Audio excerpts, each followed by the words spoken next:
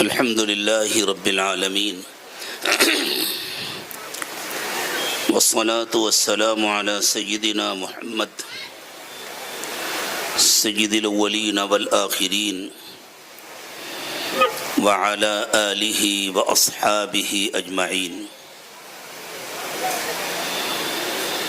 أما بعد فأعوذ بالله من الشيطان الرجيم. بسم الله الرحمن الرحيم. ربنا وابعث فيهم رسولا منهم يتلو عليهم آياتك ويعلمهم الكتاب والحكمة ويزكيهم إنك أنت العزيز الحكيم. سبحان ربك رب العزة عما يصفون وسلام على المرسلين والحمد لله رب العالمين. اللهم صل على سيدنا محمد وعلى آل سيدنا محمد وبارك وسلم. اللهم صل على سيدنا محمد وعلى آل سيدنا محمد وبارك وسلم. اللهم صل على سيدنا محمد وعلى آل سيدنا محمد وبارك وسلم. بات شروع کرنے سے پہلے ایک اہم بات عرض کرنے کا دل چاہتا ہے. دینی باتیں کرنے کے لیے سب سے اچھی جگہ اللہ کا گھر ہے. حضور اکرم صلی اللہ علیہ وسلم نے ارشاد فرمایا، زمین پر جو مقامات اللہ تعالیٰ کو سب سے زیادہ پسند ہیں وہ مسجدیں ہیں، اور جو مقامات سب سے زیادہ ناپسند ہیں وہ بازار ہیں. بازار میں غفلت ہوتی ہے،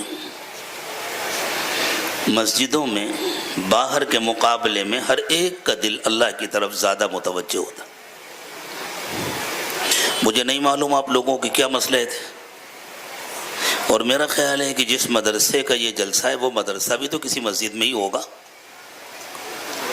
نہ. صحیح آپ کے پاس الحمدللہ بڑی بڑی مسجدیں ہیں. اتنا بڑا مجمع یا اس سے بڑا مجمع بھی مسجدوں میں آ سکتا ہے، تو اس کا اہتمام کرنا چاہیے. کم از کم اس عاجز کو بلانے کے لیے تو آپ کو اہتمام کرنا ہی پڑے گا، ورنہ آئندہ کے لیے پیشگی معذرت قبول فرما لیجیے. میں نہیں جاتا بازاروں کے جلسے میں، مجھے اندازہ نہیں تھا کہ اس طرح ہوگا. میں سمجھ رہا تھا کسی مسجد میں دینی پروگرام ہوگا، اس لیے میں حاضر ہوں. ہم اگر رسول اکرم صلی اللہ علیہ وسلم کی تعلیمات سے جڑ کر رہیں گے تو ہمارے ہر کام میں برکت ہوگی، اور اگر ہم اپنی مرضی کریں گے تو اللہ کی طرف سے برکت کے دروازے بند ہو جائیں گے. پھر اللہ تعالیٰ ہم کو ہمارے حوالے کر دیں گے، اور جب اللہ کسی کو اس کے حوالے کر دیں تو پھر خیر نہیں رہتی. اللہ کے رسول صلی اللہ علیہ وسلم اللہ تعالیٰ سے دعا مانگتے تھے اور فرماتے تھے، لا تکلنا الی انفسنا طرفۃ عین. اللہ ایک سیکنڈ کے لیے بھی آپ ہم کو ہمارے حوالے نہ کر دیجیے گا، اپنی حفاظت میں رکھیے گا. اللہ سب کو اپنی حفاظت میں رکھے. نیتیں درست کر لینی چاہیے آئندہ کے لیے بھی. اللہ کے رسول صلی اللہ علیہ وسلم اس دنیا میں اللہ کی طرف سے استاذ بن کر آئے ہیں. دینی تعلیم، اس کا سلسلہ، پڑھنا پڑھانا، اس کی عزت کے لیے یہی کافی ہے کہ رسول اکرم صلی اللہ علیہ وسلم نے اپنے متعلق ارشاد فرمایا، انما بعثت معلما. میں تو آیا ہی ہوں استاذ بن کر، مجھے تو اللہ تعالیٰ کی طرف سے بھیجا ہی گیا ہے استاذ بنا کر. اور استاذ نہیں ہو سکتا جب تک اس کا کوئی شاگرد نہ ہو. شاگرد نہیں ہو سکتا جب تک اس کا کوئی استاذ نہ ہو. اور حضور اکرم صلی اللہ علیہ وسلم کیا سکھانے آئے تھے؟ وہ دنیا کے کام سکھانے نہیں آئے تھے. دنیا کے کام سیکھنے کے لیے تو اللہ تعالیٰ نے انسانوں کو عقل دی, سمجھ دی, اور کہا کہ تم اپنی محنت سے سیکھو, اپنے تجربات سے فائدہ اٹھاؤ. ایک مرتبہ مدینہ طیبہ میں کھیتی باڑی اور باغبانی سے متعلق ایک مسئلہ پیش آیا تو رسول اکرم صلی اللہ علیہ وسلم نے صاف صاف ارشاد فرمایا, انتم اعلم بامور دنیاکم.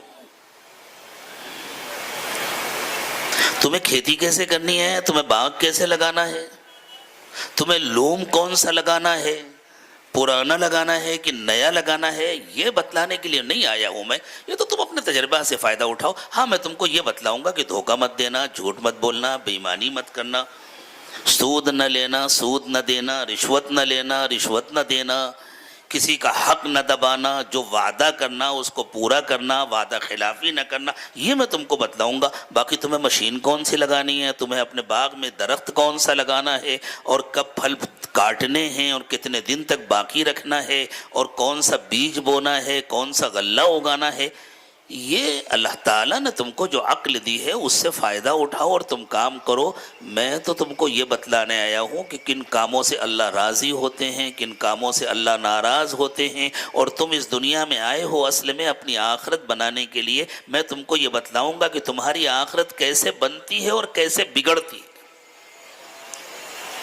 تاکہ جن کاموں سے آخرت بگڑتی ہے ان سے تم بچو, اور جن کاموں سے آخرت بنتی ہے ان کو کرو. اللہ تعالیٰ نے انسانوں کی ہدایت کے لیے جو اپنی آخری کتاب نازل فرمائی اس کا نام ہے قرآن پاک. قرآن پاک اللہ کی اتاری ہوئی پہلی کتاب نہیں ہے, قرآن پاک اللہ تعالیٰ کی اتاری ہوئی آخری کتاب ہے. قرآن سے پہلے اللہ تعالیٰ نے جتنی کتابیں اتاری ان میں سے کوئی ایک کتاب بھی اپنی حالت پر باقی نہیں رہی, محفوظ نہیں رہی. حتیٰ کہ جو لوگ ان کتابوں کی طرف اپنی نسبت کرتے ہیں اور جو یوں کہتے ہیں کہ فلاں آسمانی کتاب ہمارے پاس ہے, اصل میں یہ پریشانی ہوتی ہے روڈ پر اور بازار میں, کوئی چل رہا ہے, کوئی کھڑا ہے, کوئی ادھر جا رہا ہے, ادھر جا رہا ہے. بتلائیے اللہ کی بات کیسے ہو؟ ان لوگوں کے لیے بھی کچھ کرسیاں لگوا دو نا, ان کو بیٹھا دو یا فرش بچھوا دو.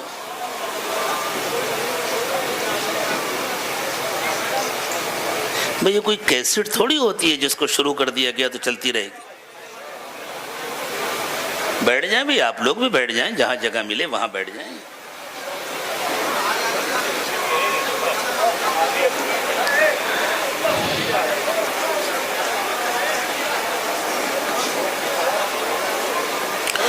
جی ادھر متوجہ ہو جائیں آپ حضرات, ادھر بھائی آپ تم بیٹھ جاؤ, یہ تمہارا کام نہیں ہے, جن کا ہے وہ کر لیں گے, تم بیٹھ جاؤ. جو رضاکار ہیں وہ اپنا کام کریں گے, آپ لوگ بیٹھیں. تو ایک بات ذہن میں رکھیں, اصل نبوت حضور اکرم صلی اللہ علیہ وسلم کی نبوت, اور اصل کتاب قرآن پاک. آپ کی تشریف آوری سے پہلے اللہ تعالیٰ نے اس کا انتظام فرمایا کہ آپ کے لیے میدان تیار کیا جائے, آپ کے لیے ذہن بنائے جائیں, آپ کی آمد کی انسانوں کو اطلاع کی جائے. ابتدائی دور میں انسانوں کے لیے آمد و رفت کا بہت بڑا مسئلہ تھا. ایک علاقے سے دوسرے علاقے جانا آسان نہیں تھا, جانوروں پر سفر ہوتا تھا, دور دور بستیاں ہوتی تھیں, آپس میں رابطے کے لیے کوئی ذرائع نہیں تھے, کوئی وسائل نہیں تھے. ایک علاقے کی خبر دوسرے علاقے تک کبھی کبھی پہنچتی تھی برسوں کے بعد, کسی علاقے میں کوئی حادثہ پیش آیا، کوئی خاص واقعہ پیش آیا، دوسرے علاقے والوں کو پتہ ہی نہیں چلتا تھا۔ بعض ملکوں کی حکومتیں بدل جاتی تھی، دنیا کے دوسرے علاقے والوں کو معلوم نہیں ہوتا تھا کون بادشاہ ہے، کون مر گیا، کون بدل گیا، کیا ہو گیا، کچھ پتہ نہیں چلتا تھا۔ اللہ تعالیٰ یہ چاہتے تھے کہ حضور اکرم صلی اللہ علیہ وسلم کی نبوت ہو دنیا کے تمام انسانوں کے لیے، تو ان حالات میں دنیا کے تمام انسانوں کے لیے ایک نبوت ممکن نہیں تھی، لیکن اللہ نے ایسا انتظام کیا تھا کہ آہستہ آہستہ آہستہ آہستہ انسانوں کے روابط بڑھیں، انسانوں کے تعلقات بڑھیں، ان کے فاصلے کم ہوں، ان کے درمیان آمد و رفت کی سہولتیں پیدا ہوں، ان کے درمیان رابطے کے ذرائع پیدا ہوں، اور گویا انسانوں کے اندر عالمیت پیدا ہو، دنیا دھیرے دھیرے ایک ہو۔ تو اس وقت تک کے لیے بھی تو انسانوں کو ہدایت کی ضرورت تھی، رہنمائی کی ضرورت تھی، تو اللہ تعالیٰ نے اس کا یہ انتظام کیا کہ الگ الگ علاقوں میں، الگ الگ مقامات پر چھوٹی چھوٹی قوموں کے لیے، بسا اوقات خاندانوں کے لیے، بسا اوقات بستیوں کے لیے الگ الگ انبیاء کرام علیہم السلام مبعوث ہوتے رہے، اور وہ تمام انبیاء کرام علیہم السلام جس طرح لوگوں کو یہ بتلاتے تھے کہ لوگوں تمہارا معبود ایک ہے، وَإِلَٰهُكُمْ إِلَٰهٌ وَاحِدٌ، تمہارا معبود ایک ہے، اور یہ ایسی حقیقت ہے کہ دنیا کا کوئی پڑھا لکھا، کوئی سمجھدار انسان علمی بنیاد پر اس کا انکار نہیں کر سکتا کہ اس کائنات کو بنانے والا اور اس کو چلانے والا ایک ہے۔ جو لوگ خدا کو نہیں مانتے وہ بھی کہتے ہیں کہ کوئی ایک طاقت ہے۔ بھائی اگر خدا نہیں ہے تو وہ ایک طاقت آئی کہاں سے؟ وہ خدا کی، یہی تو ہم کہتے ہیں کہ وہ خدا کی طاقت ہے، وہ اللہ کی طاقت ہے، اگر کچھ نہیں ہے تو آئی کہاں سے وہ طاقت؟ اور اتنے بڑے نظام کو کوئی اندھی بہری طاقت تو نہیں چلا سکتی، نہیں سنبھال سکتی۔ تو انبیاء کرام علیہم السلام نے ہمیشہ آ کر انسانوں کو یوں بتلایا کہ لوگوں تمہارا معبود ایک ہے، وہی پیدا کرنے والا ہے، وہی جلانے والا ہے، وہی مارنے والا ہے، وہی کھلانے والا ہے، وہی عزت دینے والا ہے، وہی ذلت دینے والا ہے، وہی پانی برساتا ہے، وہی غلہ اگاتا ہے، وہی موسم بدلتا ہے، اسی کے حکم سے صبح ہوتی ہے، اسی کے حکم سے شام ہوتی ہے، اسی کی مرضی سے سورج نکلتا ہے، اسی کی مرضی سے سورج ڈوبتا ہے، پورا نظام اسی کے حکم کے مطابق چل رہا ہے۔ تم بھی اپنے کو اسی کے حکم کے تابع بنا لو تو تم کامیاب ہو جاؤ گے، تم بندے بن جاؤ اس کے۔ یقینی بات ہے کہ جو نبی آ کر یہ بات بتلاتے تھے وہ اللہ اور انسانوں کے درمیان واسطہ ہوتے تھے، ان کو مانے بغیر کوئی اللہ کو مان نہیں سکتا تھا۔ اس لیے توحید کے ساتھ نبوت اور رسالت پر ایمان لانا ضروری تھا۔ پھر انبیاء کرام علیہم السلام انسانوں کو یہ بھی بتلاتے تھے کہ لوگوں، یہ کوئی درخواست نہیں ہے، یہ کوئی گزارش نہیں ہے کہ تم اللہ کا کہنا مان لو۔ اللہ تعالیٰ نے تمہیں زندگی دی ہے، اللہ تم سے اس زندگی کا حساب لیں گے۔ اللہ نے تم کو جو وسائل دیے ہیں وہ یوں ہی نہیں دیے، اللہ تعالیٰ ان تمام وسائل کا تم سے امتحان لیں گے، تم سے حساب لیں گے، تم سے ایک ایک سانس کا حساب لیا جائے گا، تم سے ایک ایک پائی کا حساب لیا جائے گا۔ اسی کو کہتے ہیں عقیدہ آخرت، کہ مرنے کے بعد تمہاری زندگی ختم نہیں ہو جائے گی۔ موت پر زندگی کا ایک مرحلہ ختم ہوتا ہے، دوسرا مرحلہ شروع ہوتا ہے، اور اس کا ہم کو دنیا میں تجربہ بھی ہے۔ بچہ کچھ وقت ماں کے پیٹ میں رہتا ہے،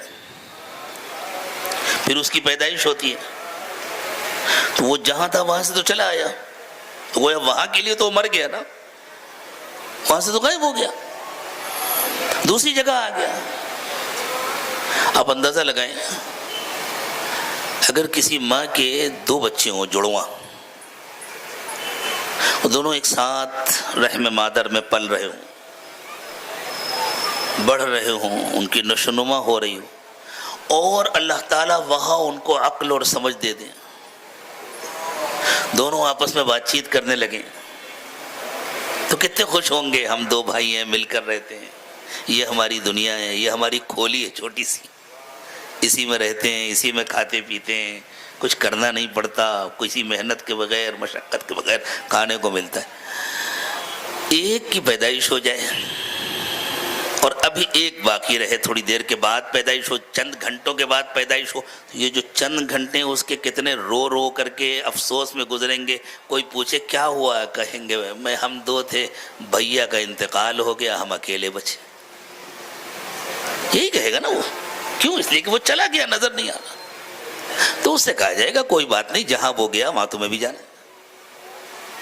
یہی سکھایا ہے ہم کو اللہ کے نبی صلی اللہ علیہ وسلم نے کہ قبرستان میں جا کر وہاں جو دفن ہیں ان کو سلام کیا کرو، اور ان سے کہہ کر اپنے آپ کو یاد دلایا کرو یہی ہمیں بھی آنا ہے۔ یغفر اللہ لنا ولکم انتم سلفنا ونحن بالاثر۔ اللہ تمہاری بھی مغفرت فرمائے، ہماری بھی مغفرت فرمائے، تم ذرا پہلے چلے گئے ہو، ہم بھی پیچھے پیچھے آ رہے ہیں۔ تو کیا جب بچہ پیدا ہوتا ہے تو ختم ہو جاتا ہے؟ اس کی زندگی کا ایک مرحلہ ہے جو ماں کے پیٹ کے اندر گزرنا تھا، وہ گزر گیا، وہ دوسرے مرحلے میں داخل ہو گیا۔ بالکل اسی طرح ہم جسے موت کہتے ہیں، یہ خاتمہ نہیں ہے، یہ ایک تبدیلی ہے۔ برزخ کی دوسری زندگی شروع ہو جاتی ہے۔ پہلی زندگی میں اور برزخ کی زندگی میں فرق ہوتا ہے، جیسے ماں کے پیٹ کے اندر کی زندگی میں اور باہر کی زندگی میں فرق ہوتا ہے۔ ماں کے پیٹ کے اندر کی جو زندگی ہے اس میں بچہ اپنے منہ سے نہیں کھاتا پیتا، وہ ناف کی نالی سے اس کی غذا پہنچتی ہے اور وہاں سے کھاتا پیتا ہے۔ فرق ہے نا دونوں میں، وہاں اور یہاں کی زندگی میں فرق ہے۔ اس کو وہی ناف کی نالی سے آکسیجن بھی ملتا ہے، اور جب باہر آ جاتا ہے تو دوسرے انداز کی زندگی ہو جاتی ہے۔ پھر وہ منہ سے کھانے لگتا ہے، منہ سے پینے لگتا ہے، پھر وہ اپنی ناک سے سانس لینے لگتا ہے، پھر اس کے اپنے پھیپھڑے کام کرنے لگتے ہیں۔ تو جس طرح زندگی کے اس مرحلے میں اور پیدائش کے بعد کے دوسرے مرحلے میں فرق ہے، اسی طرح اس مرحلے میں اور موت کے بعد عالم برزخ کی جو زندگی ہے اس میں فرق ہے۔ لیکن یہ زندگی کا تسلسل ہے جو آگے چلتا رہتا ہے، ختم نہیں ہوتا۔ اب آپ کہیں گے بدن تو ختم ہو جاتا ہے، تو بدن کا ختم ہونا کون سے تعجب کی بات ہے؟ بدن تو ابھی بھی ختم ہوتا رہتا ہے۔ آپ پوچھئے میڈیکل سائنس کے کسی طالب علم سے، آج کل تو یہ باتیں بہت عام ہو گئی ہیں، انٹرنیٹ کے عام ہونے کے بعد سے تقریباً ہر پڑھے لکھے انسان کو معلوم ہے کہ ہمارے جسم کے تقریباً 10 لاکھ ٹیشوز روز آنا مردہ ہوتے ہیں۔ چھوٹے چھوٹے ٹیشوز ہوتے ہیں، چھوٹے چھوٹے خلیات ہوتے ہیں جو آنکھوں سے نظر نہیں آتے، لیکن چھوٹی تعداد میں نہیں، 1 ملین کی تعداد میں، 10 لاکھ کی تعداد میں روزانہ مر جاتے ہیں۔ اور ان کی جگہ ہم جو غذائیں استعمال کرتے ہیں، ان غذاؤں کے ذریعے دوسرے ٹیشوز پیدا ہوتے ہیں۔ اس طرح 5 سے 10 سال میں پورا جسم بدل جاتا ہے، ہمیں پتہ نہیں چلتا۔ تو بدن تو ایسے ہی سڑتا رہتا ہے، گلتا رہتا ہے۔ صرف جان نکلنے کے بعد بدن نہیں سڑے گا، بدن تو پہلے بھی سڑتا رہتا ہے، گلتا رہتا ہے، بدلتا رہتا ہے، وہاں بھی بدل جائے گا۔ عالم برزخ میں اللہ تعالیٰ جسم کو الگ کر دیں گے، روح کو الگ کر دیں گے۔ جب قیامت برپا ہوگی پھر آپس میں جوڑ دیا جائے گا۔ وَإِذَا النُّفُوسُ زُوِّجَتْ، پھر ان کو آپس میں جوڑ دیا جائے گا، پھر روح اور جسم کو ایک ساتھ کر دیا جائے گا، جیسے ہم یہاں۔ تو انبیاء کرام علیہ الصلوۃ والسلام نے آ کر انسانوں کو یوں سمجھایا کہ انسانوں تمہیں اپنی پوری زندگی کا حساب دینا ہے، اور خوب یاد رکھیں سب سے پہلی کمزوری جو کلمہ پڑھنے والی قوموں میں آتی ہے وہ آخرت کا انکار ہوتا ہے۔ آخرت کا انکار ڈائریکٹ کبھی نہیں ہوتا۔ جو کھلم کھلا انکار کرنے والے لوگ ہیں، جنہوں نے کسی نبی کی بات نہیں سنی، جنہوں نے کسی پیغمبر کا کلمہ نہیں پڑھا، وہ تو بیچارے کھلم کھلا سرے سے آخرت کا انکار کرتے ہیں۔ لیکن جتنی کلمہ پڑھنے والی قومیں، کلمہ پڑھنے والے ہم پہلے تھوڑی ہیں، ہم سے پہلے جتنے انبیاء کرام علیہ الصلوۃ والسلام کو ماننے والے تھے، حضور اکرم صلی اللہ علیہ وسلم کی تشریف آوری کے بعد اب حضور اکرم صلی اللہ علیہ وسلم کی اتباع کے بغیر کوئی کسی پیغمبر کو نہیں مان سکتا، کوئی ماننا چاہے تو نہیں مان سکتا، اس لیے کہ ان کی ڈائریکٹ تعلیمات کا وقت ختم ہو گیا اور وہ تعلیمات باقی بھی نہیں ہیں۔ اگر کوئی چاہے، کوئی مانے کہ نہیں وقت نہیں ختم ہوا، تو کسی کے پاس وہ تعلیمات باقی نہیں ہیں۔ حضرت موسیٰ کی تعلیمات کسی کے پاس باقی نہیں ہیں، حضرت عیسیٰ کی تعلیمات کسی کے پاس باقی نہیں ہیں، حضرت نوح کی تعلیمات، حضرت ابراہیم کی تعلیمات، یہ کسی بھی پیغمبر کی تعلیمات حضور اکرم صلی اللہ علیہ وسلم کے زمانے سے اوپر قریب یا دور کسی بھی زمانے کے، کسی بھی علاقے کے، کسی پیغمبر کی کوئی تعلیم باقی نہیں۔ پوری مکمل تعلیمات، اکا دکا باتوں سے تھوڑی پوری زندگی گزر جاتی ہے۔ جیسے ایک آدھ لقمہ کھا لینے سے پیٹ نہیں بھر جاتا، پورا کھانا چاہیے۔ اسی طرح اکا دکا باتیں اگر معلوم ہو تو اس سے زندگی نہیں گزرتی، پوری تعلیمات چاہیے، مکمل جو زندگی کا احاطہ کریں۔ ایسی تعلیمات کسی کے پاس نہیں ہے، کسی پیغمبر کی سیرت محفوظ نہیں ہے، کسی پیغمبر پر اترنے والی کتاب محفوظ نہیں ہے، اور یہ کوئی اتفاقی حادثہ نہیں ہے کہ وہ محفوظ نہیں رہ گئی اور اللہ تعالیٰ محفوظ رکھنا چاہتے تھے۔ اللہ کی مصلحت یہی تھی، اللہ کی حکمت یہی تھی کہ یہ چیزیں محفوظ نہ رہیں،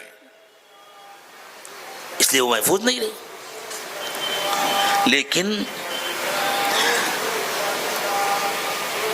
جن لوگوں نے انبیاء کرام علیہ الصلوۃ والسلام کا کلمہ پڑھا،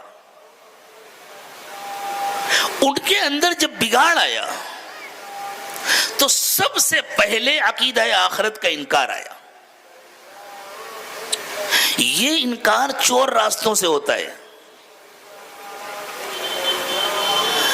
اصل میں آخرت کو ماننے اور نہ ماننے کا فرق کیا ہوتا ہے، اس کو سمجھیے۔ جب انسان کو آخرت کا یقین ہوتا ہے تو وہ ہر کام کرتے ہوئے سوچتا ہے میں اس کام کا اللہ کو حساب دے پاؤں گا۔ اب اگر اسے منمانی کرنی ہے تو پھر وہ آخرت کا انکار کرے گا، کرنا پڑے گا کہ نہیں اپنا تو کام بن جائے گا۔ جیسے جب میں آیا تو کوئی صاحب نعت پڑھ رہے تھے نا کہ محمد کی امت کا جہنم میں جانا ممکن ہی نہیں ہے، لا حول ولا قوت الا باللہ۔ کس نے کہہ دیا ممکن نہیں ہے؟ جو حضرت محمد صلی اللہ علیہ وسلم کے طریقے پر چلے گا، جو آپ کا اتباع کرے گا اور جو آپ کے نقش قدم کو اختیار کرے گا، جو آپ کی سنتوں کے مطابق زندگی گزارے گا، جو آپ کے حلال کیے ہوئے کو حلال سمجھے گا اور جو آپ کے حرام کیے ہوئے کو حرام سمجھے گا اور اس کو اپنی زندگی میں لاگو کرے گا، وہ جنت میں جائے گا۔ باقی جو صرف نام لے گا حضور اکرم صلی اللہ علیہ وسلم کا، جیسے یہودی حضرت موسیٰ کا نام لیتے ہیں، جیسے عیسائی حضرت عیسیٰ کا نام لیتے ہیں، جیسے دوسری قومیں بعض دیگر اللہ کے نبیوں کا نام لیتی ہیں، تو جو ان کا انجام ہوگا وہ اس کا انجام ہوگا۔ یہ انکار آخرت، یہ اس قسم کے مصرے، اس قسم کی نعتیں اور اس قسم کے اشعار، یہ سب انکار آخرت کا حصہ ہیں۔ کلمہ پڑھنے والوں کے یہاں انکار آخرت انہی چور دروازوں سے آتا ہے۔ اس لیے کہ اگر آدمی آخرت کو مان لے تو پھر من مانی چھوڑنی پڑے گی۔ اللہ تعالیٰ نے فرمایا بل یرید الانسان لیفجر امامہ۔ پوری ایک سورت ہے قرآن پاک میں جس کا نام ہے سورۃ القیامہ، جس میں اللہ تعالیٰ نے قیامت کو بیان فرمایا ہے اور لوگوں کی بعض موٹی موٹی باتوں کو نقل کیا ہے۔ بعض ناسمجھوں اور جاہلوں کا یہ کہنا تھا کہ جب جسم سڑ جائیں گے، گل جائیں گے تو دوبارہ کیسے بنیں گے؟ تو اللہ تعالیٰ نے فرمایا تمہارے جسموں کو بنانا ہمارے لیے کیا مشکل ہے، ہم تو تمہارے پوروں کو ایسے ہی بنا دیں گے جیسے ہیں۔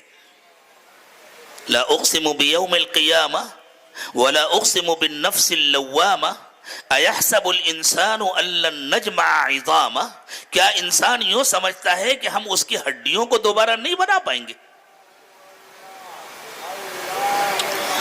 سورہ یاسین میں اللہ تعالیٰ نے ایک سوال و جواب کا تذکرہ فرمایا ہے۔ مکہ مکرمہ کا ایک مشرک تھا، کسی پرانی قبر سے ایک بہت بوسیدہ ہڈی اٹھا کر لایا، اور ہڈی جب بہت بوسیدہ ہو جاتی ہے تو وہ بالکل بھربھری ہو جاتی ہے، اگر اسے دبا دیا جائے تو وہ راکھ جیسی ہو جاتی ہے۔ تو وہ کسی قبر سے ہڈی اٹھا کر کے لایا اور حضور اکرم صلی اللہ علیہ وسلم کے سامنے لا کر کے اس نے یوں ہڈی کو ہاتھ سے دبایا، وہ بالکل ریت کی طرح بکھر گئی، اور اس نے کہا یا محمد من یحیی العظام وہی رمیم، جب ہڈیاں اس طرح بھربھری ہو جائیں گی، بوسیدہ ہو جائیں گی، تو پھر ان کو کون زندہ کرے گا؟ اللہ تعالیٰ نے اس کے جواب میں ارشاد فرمایا قل یحییھا الذی انشأھا اول مرہ وہو بکل خلق علیم، آپ ارشاد فرما دیجئے وہی زندہ کرے گا جس نے ان ہڈیوں کو پہلی مرتبہ بنایا تھا، اسے سب پتا ہے کون سی چیز کیسے بنتی ہے، کس کے اجزاء کہاں گئے ہیں، اور روزانہ ہماری ہڈیاں بن رہی ہیں یا نہیں بن رہی ہیں۔ اس مجمع میں جو لوگ 40 سال کے 50 سال کے بیٹھے ہوئے ہیں، ان کی وہ ہڈیاں جو وہ ماں کے پیٹ سے لے کر کے آئے تھے وہ ختم ہوئیں، دوسری بنی، وہ ختم ہوئی، تیسری بنی، وہ ختم ہوئی، چوتھی بنی، وہ ختم ہوئی، پانچویں بنی، کسی کی چھٹی بنی، کسی کی ساتویں بنی۔ پورے جسم کے اندر کا ہڈیوں کا ڈھانچہ بدل چکا ہے، پورے جسم کے اندر کی رگوں کا پورا سسٹم بدل چکا ہے، پوری کھال بدل گئی ہے، پورے بال بدل گئے ہیں، دل بدل گیا ہے، دماغ بدل گیا ہے، پھیپھڑے بدل گئے ہیں، آنتیں بدل گئی ہیں، معدہ بدل گیا ہے، جسم کا ایک ایک حصہ بدل گیا ہے۔ کسی کو پتا چلا؟ اللہ بدلنے والے نا، اللہ کو سب کچھ معلوم ہے۔ وَهُوَ بِكُلِّ خَلْقٍ عَلِيمٌ، اللہ تعالیٰ اپنی ہر مخلوق سے خوب اچھی طرح واقف ہے۔ تو اللہ تعالیٰ نے فرمایا تمہیں اس پر تعجب ہوتا ہے کہ ہم ہڈیوں کو کیسے بنائیں گے؟ بلا قادرین علی ان نسوی بنانا، ہمارے لیے تو یہ بھی کچھ مشکل نہیں ہے کہ ہم پوروں کو ایسے ہی بنا دیں جیسے پہلے تھے۔ جس وقت قرآن پاک نازل ہوا اس وقت کسی کو پتا تھا کہ پوروں میں کیا ہوتا ہے؟ لیکن آج ساری دنیا میں فنگر پرنٹ لیے جاتے ہیں نا، انگلیوں کے نشانات لیے جاتے ہیں، اس لیے کہ پوری دنیا میں کوئی دو انسان ایسے نہیں ہوتے جن کے انگلیوں کے نشانات ایک جگہ ہوں، اللہ ایک جیسے ہوں۔ اللہ آپ کا کمپیوٹر جو بار کوڈ بناتا ہے وہ الگ الگ ہوتے ہیں نا، ہر ایک کا بار کوڈ الگ الگ ہوتا ہے۔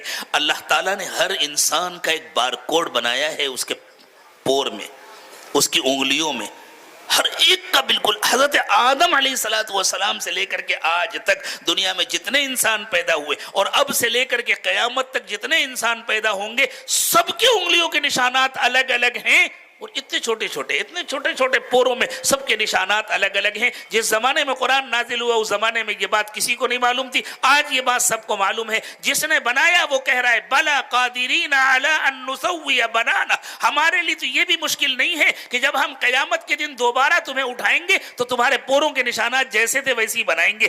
انسان کی انگلی کتنی مرتبہ بدلتی ہے، انسان کے یہ پور کتنی مرتبہ بدلتے ہیں، لیکن جن نشانات کو لے کر کے وہ ماں کے پیٹ سے پیدا ہوا تھا، قبر کے پیٹ میں جانے تک وہی نشانات رہتے ہیں، ان نشانات میں کوئی فرق نہیں ہوتا۔ جس طرح اللہ تعالیٰ ہر مرتبہ وہی نشانات بناتے ہیں، اللہ نے فرمایا ہم قیامت کے دن کی بھی وہی نشانات بنائیں گے۔ اس لیے آخرت کا انکار کرنے کے لیے انسان کے پاس کوئی علمی دلیل نہیں ہے، پھر پڑھا لکھا سمجھدار آدمی آخرت کا انکار کرتا کیوں ہے؟ تو اللہ نے فرمایا بل یرید الانسان لیفجر امامہ، اصل میں آخرت کا انکار اس لیے کرتا ہے انسان کہ وہ ابھی اور نافرمانی کرنا چاہتا ہے۔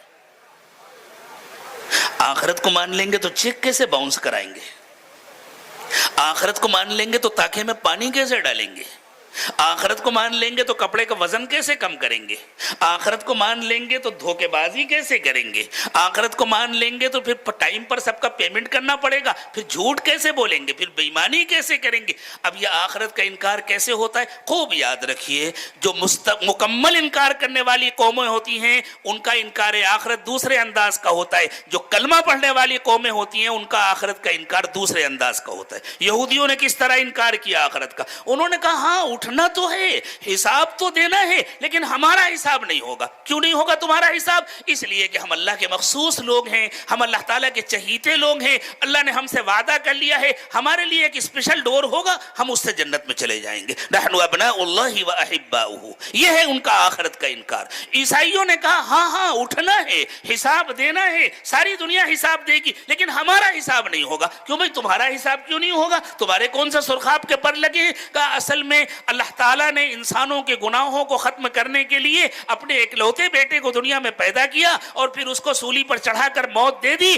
جو اس کو مان لیتا ہے, جو یہ مان لیتا ہے کہ اللہ کا اکلوتا بیٹا کفارہ بن کر کے سولی پر چڑھ گیا, اللہ اس کا حساب نہیں لیتے. جن لوگوں نے نہیں مانا ان کا حساب ہوگا, ہم نے مان لیا ہمارا حساب نہیں ہوگا. اس لیے ان کی ہم منمانی ہے. آخرت کو ماننے کے باوجود عیسائی مکمل آخرت کا انکار نہیں کرتے, لیکن کہتے ہیں ہمارا حساب نہیں ہوگا, ہم جو چاہیں کریں. یہودی عقیدتاً آخرت کو مانتے ہیں لیکن کہتے ہیں ہمارا حساب نہیں ہوگا, یا اگر ہم کو بھیجا بھی گیا جہنم میں تو صرف 40 دن کے لیے بھیجا جائے گا, اس لیے کہ ہمارے آبا اور اجداد نے ہمارے آبا و اجداد نے جب حضرت موسیٰ علیہ السلام کے ساتھ نکلے تھے مصر سے, تو ایک وادی میں جہاں اللہ تعالیٰ نے ان کو رکھا تھا 40 دن تک ایک بچڑے کی پوجا کر لی تھی. یہ غلطی ہو گئی تھی, اس لیے صرف 40 دن تک ہم کو سزا ملے گی.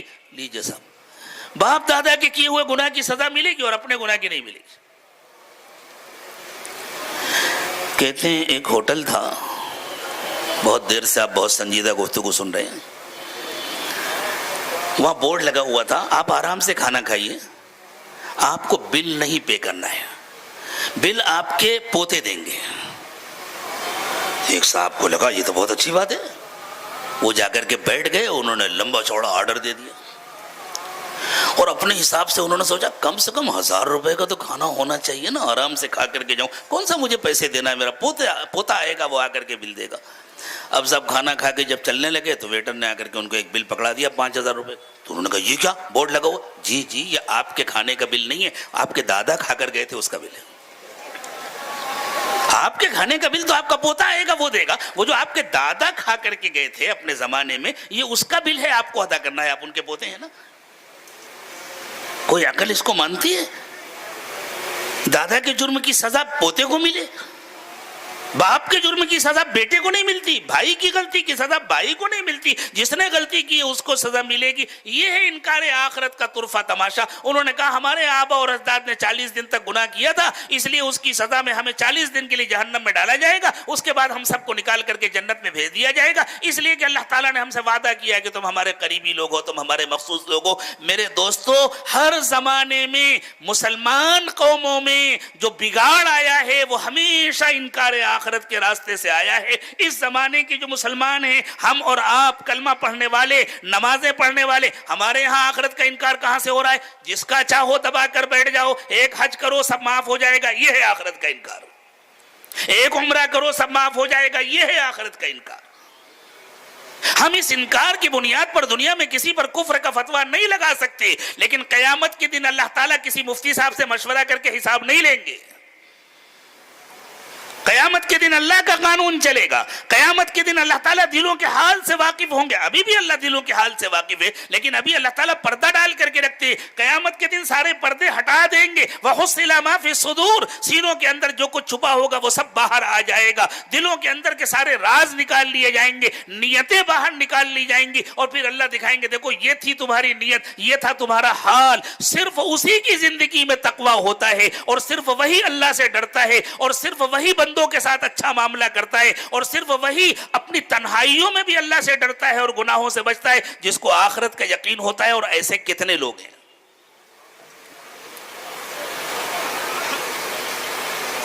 کہتے ہیں دعائیں مانگتے ہیں, دعائیں قبول نہیں ہوتی. کس کی دعائیں قبول ہوں گی؟ جس کا اللہ سے صحیح تعلق ہو اس کی دعائیں قبول ہوں گی نا. تو انبیاء کرام علیہم السلام نے آ کر کے ہمیشہ انسانوں کو یوں سمجھایا, لوگوں تمہارا معبود ایک ہے, تم کو پیدا کرنے والا ایک ہے, تم کو جلانے والا ایک ہے, اور تم کو اس نے بیکار نہیں چھوڑ دیا ہے. تم کو جو زندگی دی ہے پوری زندگی کا حساب ہوگا, ایک ایک پل کا حساب ہوگا. یہ بات ذہن سے نکال دیجئے کہ حساب نہیں ہوگا, ایک ایک پل کا حساب ہوگا, ایک ایک پائی کا حساب ہوگا. اور حساب دیے بغیر کوئی ہٹ نہیں سکتا اللہ تعالیٰ کے پاس, اور حساب میں کامیاب ہوئے بغیر کوئی جنت میں جا نہیں سکتا. کوئی نہیں لے جائے گا اس طرح جنت میں.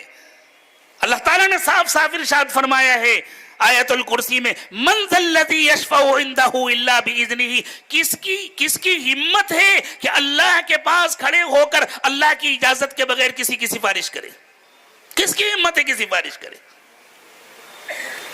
ابھی میں آیا تو کوئی صاحب شعر پڑھ رہے تھے کہ وہ اگر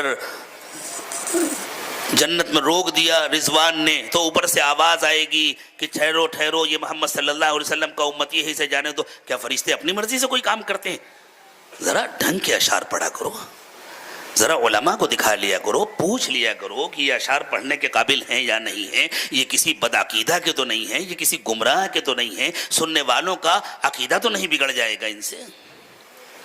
ہاں، بہت ظلم کیا ہے نعت کے نام پر، اشعار نے بہت ظلم کیا ہے انسانوں پر۔ نعتیں پڑھیں، رسول اکرم صلی اللہ علیہ وسلم کی جو صحیح تعریف ہے وہ کریں، ایک ایک نعت پر، ایک ایک شعر پر اگر صحیح تعریف کی جا رہی ہے اللہ کی رحمتیں برستی ہیں۔ لیکن حضور اکرم صلی اللہ علیہ وسلم نے غلو کی اجازت نہیں دی، بدعقیدگی پھیلانے کی اجازت نہیں دی۔ کسی کی ہمت نہیں ہے کہ اللہ کی اجازت کے بغیر کسی کی سفارش کر لے۔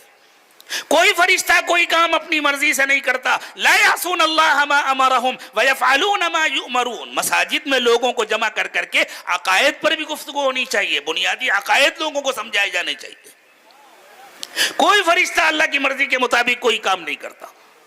جنت کے فرشتے بھی اللہ کے حکم کے مطابق کام کریں گے، جہنم کے فرشتے بھی اللہ کے حکم کے مطابق کام کریں گے۔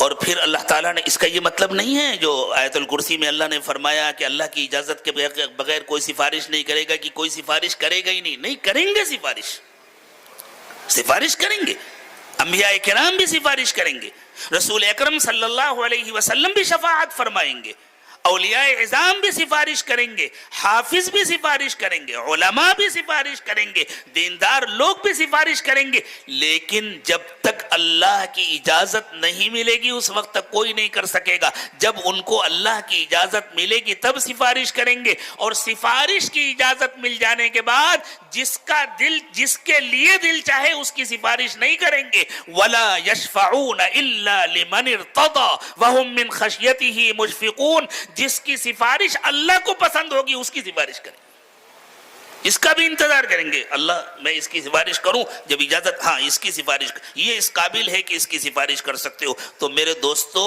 اللہ کرے کہ ہمارے دلوں سے آخرت کا انکار نکل جائے۔ یہ اس زمانے کی ہماری سب سے بڑی بیماری ہے، انکار آخرت۔ حاجی صاحب اور مولوی صاحب اور حافظ صاحب اور فلاں صاحب اور فلاں صاحب، اس سب کے باوجود زندگیوں کا جو بگاڑ نہیں ختم ہو رہا، اس کی وجہ یہ ہے کہ دلوں کے اندر انکار آخرت چھپا ہوا ہے۔ بڑی مشکل سے نکلتا ہے یہ انکار، بڑی مشکل سے آخرت کا یقین آتا ہے، اور جب آخرت کا یقین آتا ہے تو زندگیوں میں تقویٰ آ جاتا ہے۔ جب آخرت کا یقین آتا ہے تو دلوں میں اللہ کا ڈر آ جاتا ہے۔ جب آخرت کا یقین آتا ہے تو پھر انسان کو ہر وقت ڈر لگتا ہے، بولنے سے پہلے اسے ڈر لگتا ہے میری بات ریکارڈ ہو رہی ہے، اللہ کے سامنے مجھے اپنی بات کا حساب دینا پڑے گا۔ ما یلفظ من قول الا لدیہ رقیب عتید۔ میں جو کچھ کہہ رہا ہوں وہ سب ریکارڈ ہو رہا ہے، فرشتے محفوظ کر رہے ہیں، اس میں کوئی کمی زیادتی نہیں ہو سکتی۔ میں کسی پروگرامنگ کے ذریعے اس کو ڈیلیٹ بھی نہیں کر سکتا۔ اپنے یہاں ہوتا ہے نا ڈیلیٹ آل ون، اپنا بھی ڈیلیٹ کر دیا، دوسرے کے پاس سے بھی ڈیلیٹ کر دیا۔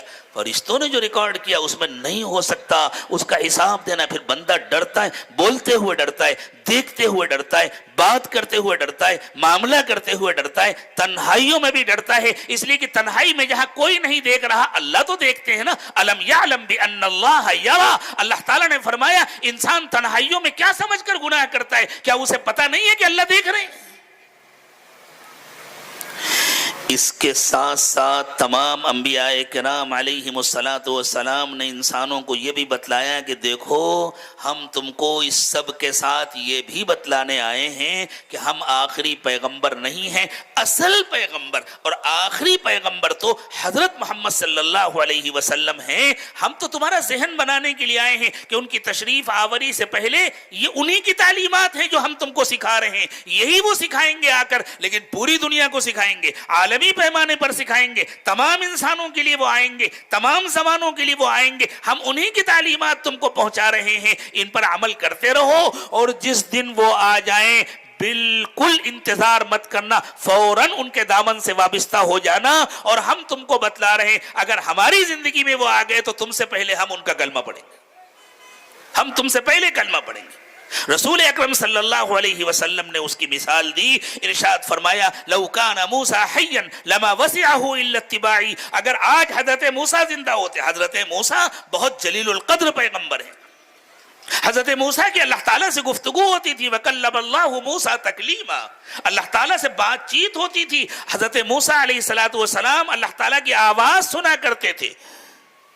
حضرت موسیٰ صاحب کتاب پیغمبر ہیں، صاحب شریعت پیغمبر ہیں، لیکن حضور اکرم صلی اللہ علیہ وسلم نے ارشاد فرمایا لو کان موسیٰ حیا لما وسعہ الا اتباعی، اگر حضرت موسیٰ آج زندہ ہوتے تو میرا کلمہ پڑھتے۔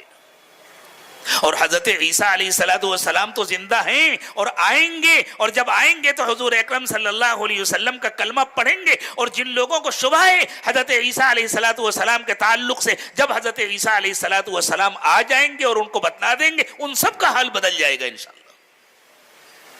تو اصل نبوت حضرت محمد صلی اللہ علیہ وسلم کی نبوت ہے، اصل کتاب حضرت محمد صلی اللہ علیہ وسلم کی کتاب ہے۔ اس کی گنجائش تھی کہ حضور اکرم صلی اللہ علیہ وسلم کے آنے کے بعد دنیا کی بعض قومیں یوں کہتی ہمارے پاس پہلے سے نبوت موجود ہے وہ ہمارے لیے کافی ہے، ہمارے پاس پہلے سے کتاب موجود ہے وہ ہمارے لیے کافی ہے، تو اللہ تعالیٰ نے اس کا انتظام کر دیا، نہ کسی کے پاس نبوت موجود ہے، نہ کسی کے پاس کتاب موجود ہے، نبیوں کا نام لینے والے نام لیتے رہے، ان کے پاس انبیاء کرام کی تعلیمات نہیں ہے، کتابوں کا نام لینے والے چاہے جتنا نام لیں لیکن ان کے پاس اصل کتاب موجود نہیں۔ تورات کو ماننے والے جاہل اور ضدی کچھ بھی کہیں، لیکن ان میں جو پڑھے لکھے، جو سمجھدار ہیں، جو اس کی تاریخ سے واقف ہیں، وہ اس کا اعتراف کر دیں اس میں تبدیلی ہوئی ہے، اس میں تبدیلیاں ہوئی ہیں، اور کہاں کہاں ہوئی ہیں، کتنی مرتبہ ہوئی ہیں، ہم یقین سے بتلا نہیں سکتے۔ انجیل کے ماننے والے کہتے ہیں ان میں بڑی تبدیلیاں ہوئی، بلکہ انجیل کے تو بہت سارے نسخے ہیں، متی کی انجیل، لوقا کی انجیل، مرقس کی انجیل، یوحنا کی انجیل، اور سب نسخوں میں آپس میں بڑے اختلافات ہیں۔ اور ایک برنامباس کی انجیل، وہ تو سب سے الگ ہے، وہ سب سے زیادہ قریب تر ہے حضرت عیسیٰ علیہ السلام کی تعلیمات کی۔ اتنے اختلافات بتلا رہے ہیں کہ ان میں بڑی تبدیلیاں ہوئی ہیں۔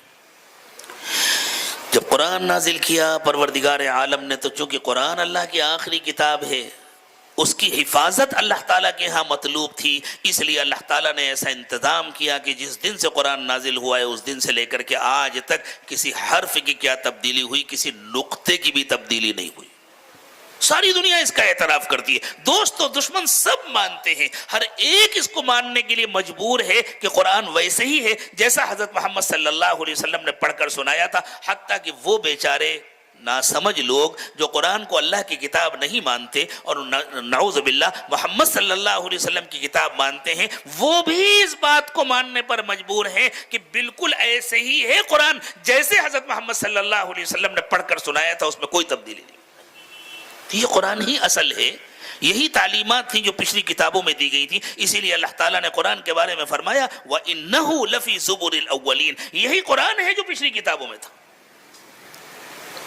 تو تمام انبیاء کرام علیہ السلام کی بعثتیں ہوتی رہیں دنیا کا مزاج بنانے کے لیے، دنیا کا ماحول بنانے کے لیے، حضور اکرم صلی اللہ علیہ وسلم کی خاطر۔ اور جب وہ زمانہ آ گیا جس کے بعد ساری دنیا ایک ہونے والی تھی، دنیا قریب ہونے والی تھی، دنیا کا رابطہ بڑھنے والا تھا، تو اللہ تعالیٰ نے حضرت محمد صلی اللہ علیہ وسلم کو مبعوث فرمایا۔ آپ دیکھیں حضور اکرم صلی اللہ علیہ وسلم کی تشریف آوری کے بعد سے کتنی تیزی کے ساتھ آپ کا پیغام ساری دنیا میں پہنچا، مشرق میں بھی، مغرب میں بھی، شمال میں بھی، جنوب میں بھی، ہر بر اعظم میں پہنچا، ہر جزیرے میں پہنچا، ہر علاقے میں پہنچا، اور روزانہ دنیا کے فاصلے کم ہوتے گئے۔ پہلے جانوروں پر سفر ہوتا تھا، پھر جانور جن گاڑیوں کو کھینچتے ہیں ان گاڑیوں میں سفر ہونے لگا، پھر ٹرینیں ایجاد ہو گئیں، پھر بسیں آ گئیں، پھر کاریں آ گئیں، پھر ہوائی جہاز آ گئے، اور اب تو ایسی تیز رفتار سواریوں کے تجربات کیے جا رہے ہیں کہ وہ چند منٹ میں ہزاروں کلومیٹر کا سفر کر لیں۔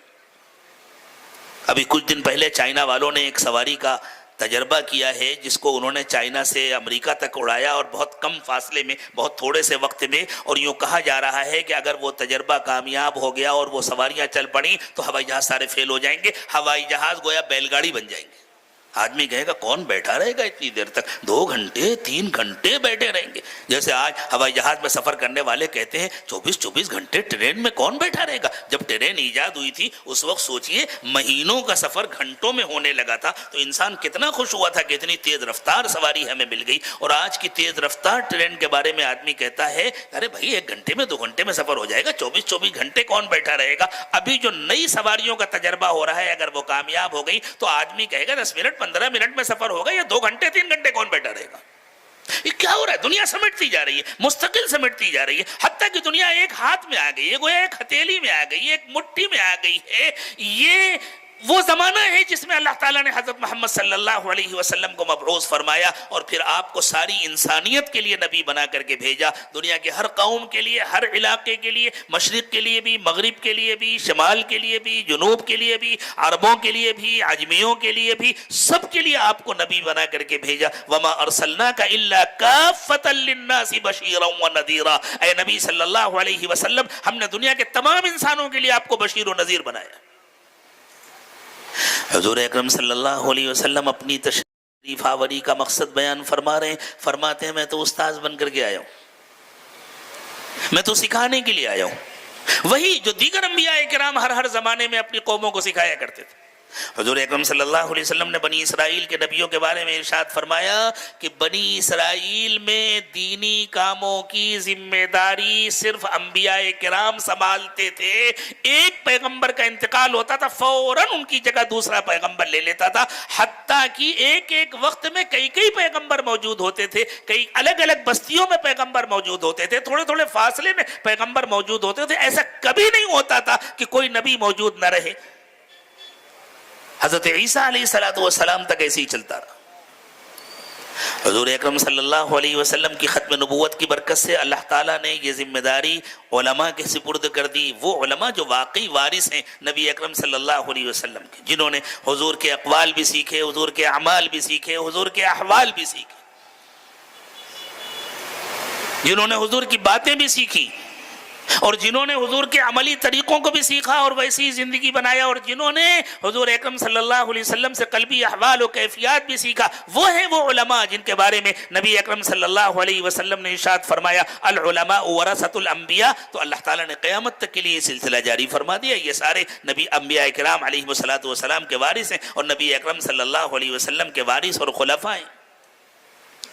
یہ کیا سکھاتے ہیں؟ یہ مدرسوں میں، یہ مسجدوں میں، مکاتب میں، مدارس میں جو تعلیم دی جا رہی ہے، یہی تعلیم دینے کے لیے آئے تھے انبیاء کرام علیہ السلام. اسی تعلیم کو دینے کے لیے آئے تھے رسول اکرم صلی اللہ علیہ وسلم. یہ آخرت کو بنانے کی تعلیم ہے، یہ اللہ کو راضی کرنے کی تعلیم ہے، یہ ناکامی سے بچانے والی تعلیم ہے، یہ کامیاب کرنے والی تعلیم ہے. تو آپ نے ارشاد فرمایا میں تو استاذ بن کر کے آیا ہوں. آپ قرآن پڑھاتے تھے، احادیث مبارکہ قرآن پاک کی تشریحات ہیں. اللہ تعالیٰ نے آپ کو قرآن پاک عطا فرمایا اور اللہ نے ہی وعدہ فرمایا ثم ان علینا بیانہ.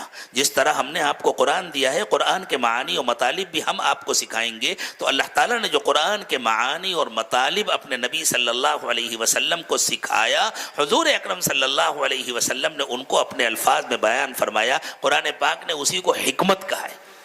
بار بار قرآن میں کہا جاتا ہے الکتاب والحکمہ، کتاب اور حکمت. کتاب سے مراد قرآن ہے اور اس کی جو تشریحات اللہ تعالیٰ نے اپنے نبی صلی اللہ علیہ وسلم کو سکھائیں اور حضور اکرم صلی اللہ علیہ وسلم نے اپنے الفاظ میں ان کو بیان فرمایا، وہ حکمت ہے. تو حضور اکرم صلی اللہ علیہ وسلم یہی سکھانے آئے ہیں. تو وہ حکمت چونکہ جڑی ہوئی ہے قرآن پاک کے ساتھ، تو اصل تو قرآن کی تعلیم ہے. باقی ساری تعلیمات قرآن سے جڑی ہوئی ہیں. مدرسوں میں، مکاتب میں جو کچھ بھی پڑھایا جاتا ہے اس کی اصل بنیاد تو قرآن پاک ہے. اور نبی اکرم صلی اللہ علیہ وسلم نے ارشاد فرمایا خیرکم من تعلم القرآن وعلمہ. یہ روایت 2 طریقے سے، ایک ہے خیرکم من تعلم القرآن او علمہ. تم میں سب سے اچھے لوگ وہ ہیں جو قرآن پڑھیں یا پڑھائیں، یعنی پڑھنے والے بھی اچھے اور پڑھانے والے بھی اچھے، طلبہ بھی اچھے، اساتذہ بھی اچھے، وہ سب سے اچھے لوگ. اور ایک روایت ہے خیرکم من تعلم القرآن وعلمہ. عام طور سے ہمارے یہاں یہی مشہور ہے. اس کے معنی ہے تم میں سب سے اچھے لوگ وہ ہیں جو قرآن پڑھیں پھر پڑھائیں. خود پڑھیں پھر پڑھائیں، خود سیکھیں پھر سکھائیں، خود دیندار بنیں دوسروں کو دیندار بنائیں، تب جا کر کے وہ سب سے اچھے ہوں گے، اس لیے کہ وہی سب سے اچھے لوگ ہیں، اسی کے لیے تو اللہ تعالیٰ نے انسانوں کو پیدا فرمایا۔ اللہ تعالیٰ نے ہم کو آپ کو لوم چلوانے کے لیے نہیں پیدا کیا، یہ تو روزی کا ایک ذریعہ ہے۔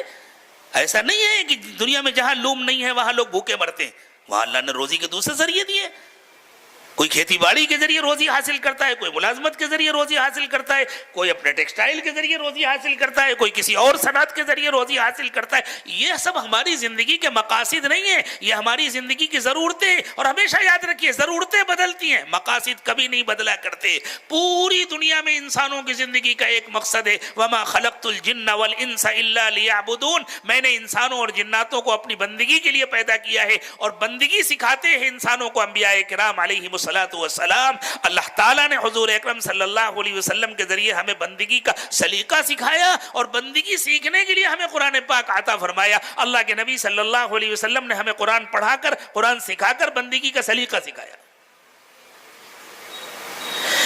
سیدنا ابراہیم علیہ السلام جو ابو الانبیاء ہیں، 3 پیغمبر ہیں جو ابو الانبیاء ہیں۔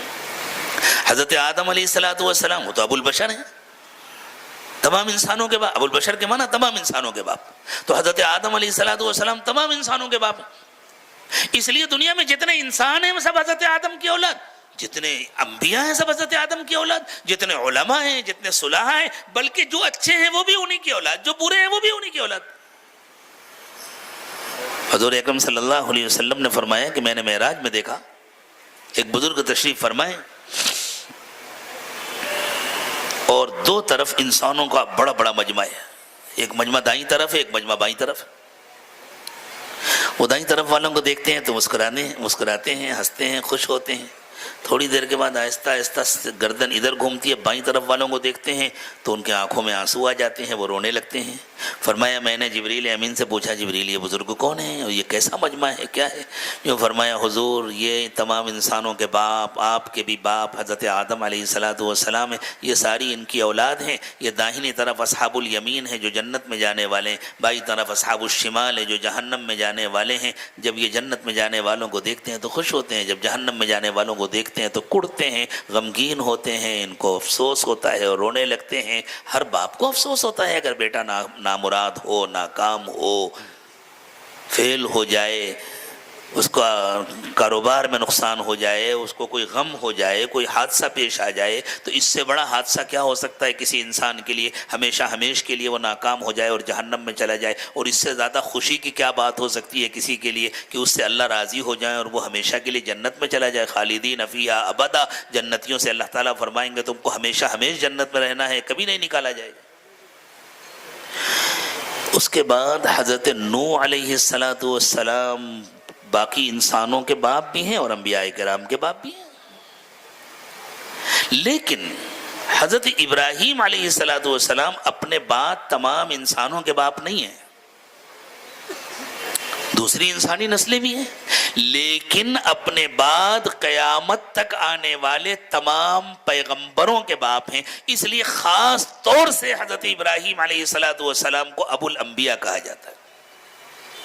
حضرت ابراہیم علیہ السلام کے پہلے بیٹے ہیں دوسری بیوی سے حضرت اسماعیل علیہ السلام، اور حضرت ابراہیم علیہ السلام کے دوسرے بیٹے ہیں پہلی بیوی سے حضرت اسحاق علیہ السلام۔ حضرت اسحاق کے بیٹے ہیں حضرت یعقوب، اور حضرت یعقوب کے بیٹے ہیں حضرت یوسف علیہ السلام، اور ان کے 11 بھائی جن کی نسلوں سے بنی اسرائیل کی پوری قوم بنی، اور ان میں اللہ تعالیٰ نے بہت بڑی تعداد میں انبیاء کرام علیہ السلام کو مبعوث فرمایا، ہزاروں کی تعداد میں انبیاء کرام علیہ السلام مبعوث ہوئے۔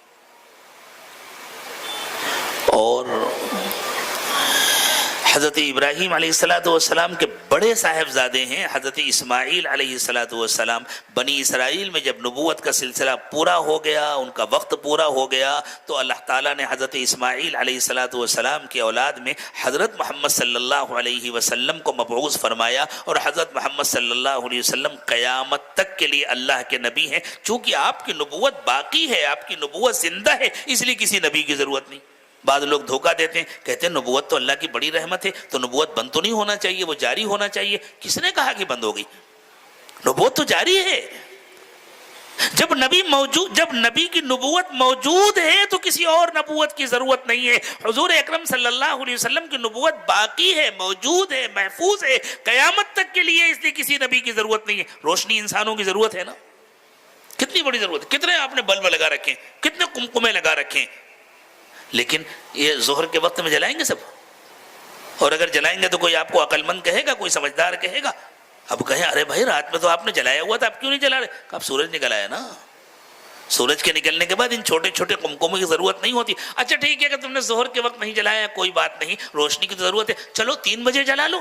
بھئی ابھی سورج موجود ہے، ابھی کیسے جلا لیں؟ اچھا 3 بجے نہ صحیح 4 بجے جلا لو، 5 بجے جلا لو، نہ 4 بجے جلے نہ 5 بجے جلے۔ اب روشنی کی ضرورت اس وقت ہوگی جب سورج ڈوب جائے گا، اور حضرت محمد صلی اللہ علیہ وسلم کی نبوت کا سورج رہتی دنیا تک نہیں ڈوبے گا۔ جب دنیا ختم ہوگی تب آپ کی نبوت کا وقت ختم ہوگا، اس لیے کسی نبوت کی ضرورت نہیں۔ تو حضرت ابراہیم علیہ السلام ابو الانبیاء ہے۔ اللہ تعالیٰ نے تمام انبیاء کرام علیہم السلام کے ذریعے حضور اکرم صلی اللہ علیہ وسلم کی تشریف آوری کی تیاریاں کرائی ہیں، اور ان تیاریوں میں بہت نمایاں کردار ہے سیدنا ابراہیم علیہ السلام۔ آج جہاں مکہ مکرمہ بسا ہوا ہے، ایک ریت کا میدان تھا، قریب قریب میں پہاڑیاں تھیں، درمیان میں ایک وادی تھی، ایک نالا تھا جہاں سے پانی بہتا تھا، کبھی کبھی تجارتی قافلے وہاں سے گزر جایا کرتے تھے، کوئی آبادی نہیں تھی، دور دور تک کسی انسان کا نام و نشان نہیں تھا، عرب بھی نہیں تھے۔ اللہ تعالیٰ نے حضور اکرم صلی اللہ علیہ وسلم کی پیدائش کے لیے انتظامات شروع کرائے۔ حضرت ابراہیم علیہ السلام کے ذریعے سے آپ کی پیدائش سے 2500 سال پہلے۔ اور وہ کیسے انتظامات ہوئے؟ حضرت ابراہیم علیہ السلام عراق میں پیدا ہوئے تھے، عراق مکہ مکرمہ سے اچھے خاصے فاصلے پر ہے۔ اس وقت دنیا کے جو ناگفتہ بھی حالات ہیں وہ بالکل عراق کے پڑوس میں ہیں، لیکن ایسے حالات پیدا ہوئے حضرت ابراہیم علیہ السلام کے لیے کہ آپ کے لیے عراق میں رہنا مشکل ہو گیا، تو آپ عراق سے سفر کر کے فلسطین کے علاقے میں آئے، ملک شام کے علاقے میں آئے، اور پھر آپ مصر تشریف لے گئے۔ وہاں کچھ ایسے حالات پیش آئے کہ اللہ تعالیٰ نے وہاں کی بادشاہ کی بیٹی حضرت ہاجرہ کو آپ کی بیوی بنا دیا۔ بادشاہ نے خود پیشکش کی اور حضرت ابراہیم علیہ السلام نے ان سے نکاح کر لیا۔ آپ اپنی اہلیہ محترمہ حضرت سارہ کو ساتھ لے کر کے آئے تھے۔ عراق سے جب حضرت ابراہیم علیہ السلام نکلے تھے تو دنیا میں صرف 3 ایمان والے تھے، حضرت ابراہیم، ان کی بیوی حضرت سارہ، اور ان کے بھتیجے حضرت لوط علیہ السلام، بس چوتھا کوئی نہیں تھا ایمان والا۔ یہ قافلہ جب مصر پہنچا تو اللہ تعالیٰ نے اس قافلے میں ایک فرد کا اور اضافہ کر دیا، حضرت ہاجرہ بھی آپ کی بیوی بن گئی۔ لیکن حضرت ہاجرہ سے نکاح کرنے کے بعد آپ نے مصر میں قیام نہیں کیا، آپ ملک شام کی طرف آ گئے۔ وہاں آنے کے بعد اللہ تعالیٰ نے اتنے امتحانات لیے تھے، بڑھاپا آ گیا تھا تقریباً حضرت ابراہیم علیہ السلام کا، اللہ کے نام پر زندگی بھر تکلیفیں برداشت کی تھیں، اور اللہ تعالیٰ نے اس وقت تک اولاد نہیں دی تھی، اور صبر کا یہ عالم تھا کہ اللہ سے راضی تھے، وہ بھی راضی، ان کی اہلیہ بھی راضی۔ ان کی اہلیہ محترمہ بھی بوڑھی ہو گئی تھیں، حضرت ابراہیم علیہ السلام بھی بوڑھے ہو رہے تھے، اور پھر اللہ تعالیٰ نے ان کی اہلیہ کا دوسرا امتحان لیا، حضرت ہاجرہ کو ماں بنا دیا، حضرت سارہ کو ابھی ماں نہیں بنایا۔ امتحان لیتے ہیں اللہ، امتحان کے بغیر کامیابی نہیں ہوتی۔ یہ جو ہم لوگوں نے سمجھا نا، بس ہم تو دامن پکڑ کر مچل جائیں گے اور ہمارا کام بن جائے گا، ہمیں نہ یہاں کوئی امتحان دینا ہے نہ وہاں کوئی امتحان دینا ہے۔ اللہ کرے اس خام خیالی سے جلدی سے باہر نکل آئیں۔ امتحان دیے بغیر دامن ہاتھ میں آتا ہی نہیں ہے، ہاتھ میں ہوگا دامن تب پکڑ کے مچلو گے نا۔ 10 فٹ دور، 10 میٹر اور 20 میٹر دور سے تھوڑی دامن پکڑ کے مچل جاؤ۔ جو لوگ دور دور رہتے ہیں، جن کی زندگی میں سنتوں کا پتہ نہیں، جن کی زندگی میں تقوی کا پتہ نہیں، ان کے ہاتھوں میں نبی علیہ السلام کا یا کسی بھی اللہ کے ولی کا دامن ہے کہاں؟ دامن آئے تب پکڑ کر کے کچھ کرے نا. اللہ کرے سب کے ہاتھوں میں اللہ کے نبی صلی اللہ علیہ وسلم کا اور اولیاء اعظام کا دامن آ جائے. تو اللہ تعالیٰ نے امتحان لیا. حضرت ابراہیم علیہ السلام کو بڑھاپے میں بیٹا ملا, ان کی خوشیوں کا کوئی ٹھکانہ نہیں, لیکن حضرت سارہ کے دل پہ کیا گزر رہی ہوگی, اتنی قربانیاں دی لیکن بیٹا نہیں ملا. حضرت حاجرہ ابھی نئی نویلی ہے, بیٹا مل گیا. انہوں نے صبر کیا, برداشت کیا. اب حضرت ابراہیم علیہ السلام کا دوسرا امتحان, نئی نویلی بیوی اور وہ بھی بیٹے کی ماں.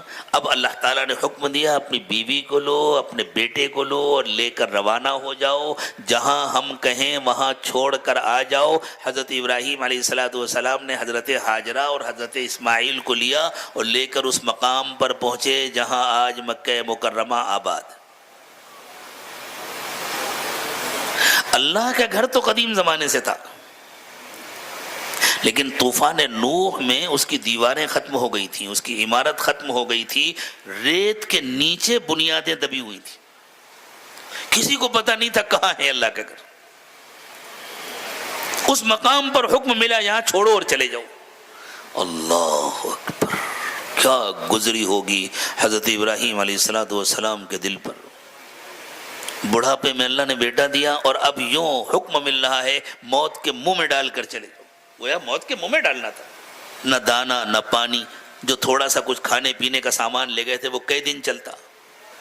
لیکن اللہ تعالیٰ نے حضرت ابراہیم علیہ السلام کو اس امتحان میں بھی کامیاب کیا. آپ کی چہیتی بیوی حضرت حاجرہ کو بھی کامیاب کیا. حضرت حاجرہ نے پوچھا آپ ہمیں چھوڑ کر کہاں جا رہے ہیں, کیا جواب دیتے حضرت ابراہیم خاموش تھے. جا رہے تھے تو حضرت حاجرہ نے یوں ارشاد فرمایا ہمیں صرف اتنا بتلا دیجئے, یہ اللہ کا حکم ہے.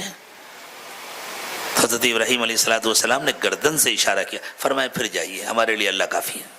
اللہ, ہمارے لیے اللہ کافی ہے, ہم اللہ کے فیصلے سے راضی ہیں. کیا مطلب؟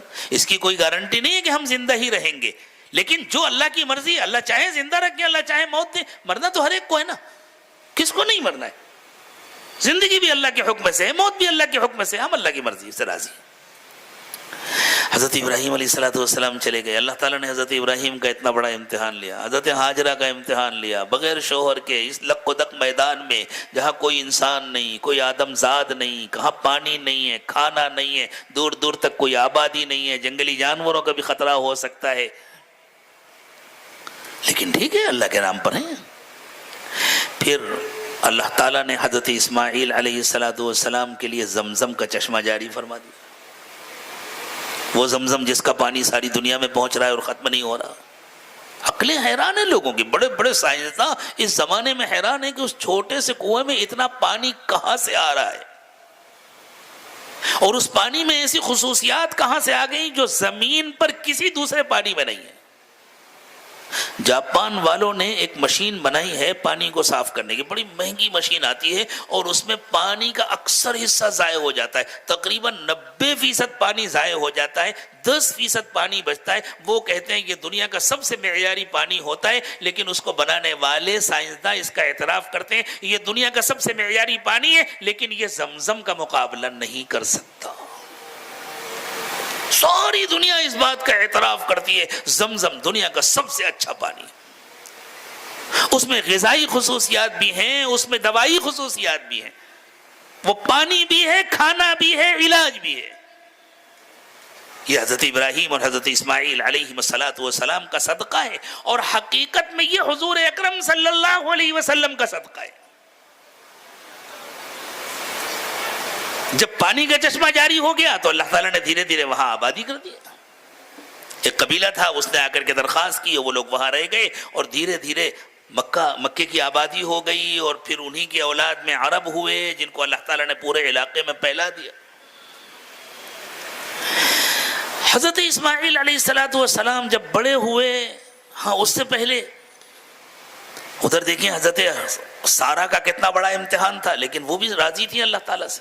بنی اسرائیل چونکہ بہت گستاخ قوم ہے, بہت بدتمیز قوم ہے, اس لیے انہوں نے انبیاء کرام علیہ السلام اور ان کے گھر والوں کی طرف بھی ایسی ایسی غلط باتیں منسوب کی ہیں کہ اللہ کی پناہ. ان کے ہاں یہ روایت ہے کہ اصل میں حضرت سارہ حضرت اسماعیل علیہ السلام کو دیکھ کر کے برداشت نہیں کر پا رہی تھی، ان کے دل میں زبردست جلن ہو رہی تھی، اس لیے انہوں نے غصے میں آ کر کے حضرت ابراہیم سے کہا تھا کہ تم اپنی بیوی کو اور اپنے بچے کو کہیں جا کر کے چھوڑ کر کے آ جاؤ، میں اپنے گھر میں نہیں رکھ سکتی۔ بالکل غلط بات ہے، نبوت کے گھرانے میں ایسا نہیں ہو سکتا، وہ سب اللہ کے حکم کے پابند ہوتے تھے اور اللہ کی رضا میں راضی ہوتے تھے۔ حضرت اسماعیل علیہ السلام جب تھوڑے سے بڑے ہوئے، جب حضرت اسماعیل علیہ السلام تھوڑے سے بڑے ہوئے تو اللہ تعالیٰ نے ایک اور امتحان لیا، اور حضرت ابراہیم علیہ السلام نے خواب میں دیکھا کہ میں اپنے ہاتھ سے اپنے بیٹے کو ذبح کر رہا ہوں۔ انہوں نے مشورہ کیا حضرت ابراہیم علیہ السلام نے حضرت اسماعیل سے کہ بیٹے میں نے یہ خواب دیکھا ہے، تمہاری کیا رائے ہے؟ انہوں نے کہا ابا یہ اللہ کا حکم ہے، آپ اس کو پورا کیجئے، میری پرواہ نہ کیجئے، میں انشاءاللہ صبر کروں گا، برداشت کروں گا۔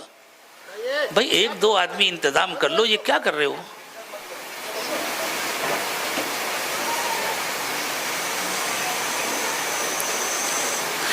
آج سن لو میری بات، آئندہ ایسے تماشوں میں مجھے مت بلانا، آؤں گا بھی نہیں انشاءاللہ اگر آپ نے بلایا